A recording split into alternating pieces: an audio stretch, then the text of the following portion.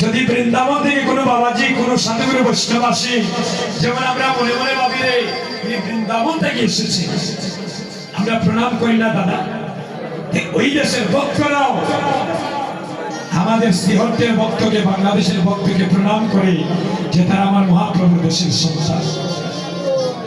এই জগতে যারা ভক্ত ভগবানকে ভালোবাসে তারা কখনো পাওয়ারা চশমার মতো উঁচু নিচু বিচার করে না। তারা জগতের সবাইকে সমদৃষ্টিতে দেখে।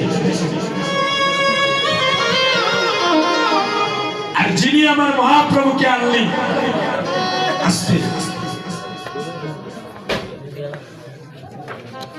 ওই দেখেন ডান পাশে ফাগনা চুল, লম্বা দাড়ি, মহাবিষ্ণু অবতার শ্রী অদ্বৈত চন্দ্র,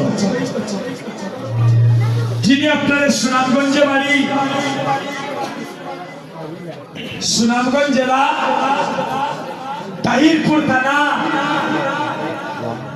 নবগ্রামে জন্মগ্রহণ করেছেন মহাবিষ্ণু অবতার শ্রী অদ্বৈত চন্দ্র।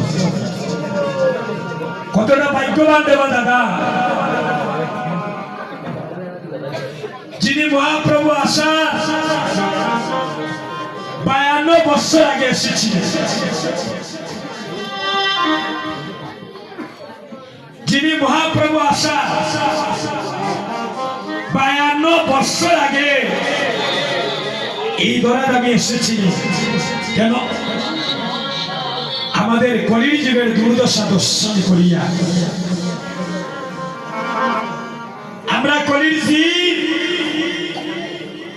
কৃষ্ণ চৈতন্য নাম ভুলে গিয়ে আমরা অচৈতন্যের পথে দাবিত ছিলাম।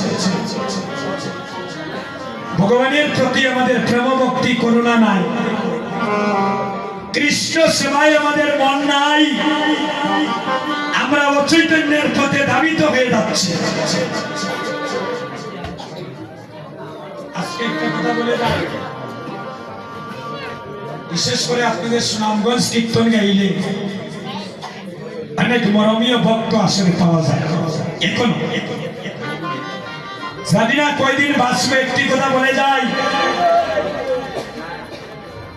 কীর্তন আরো বেশি হবে, কিন্তু এমন একদিন আসবে ভগবানের ভক্তের বড় অভাব ঘটবে, কীর্তন শোনার মানুষের বড় অভাব ঘটবে। দাদা আসবে, বাবুর মতো দাঁড়াবে, চেয়ারে বসবে, চা নাস্তা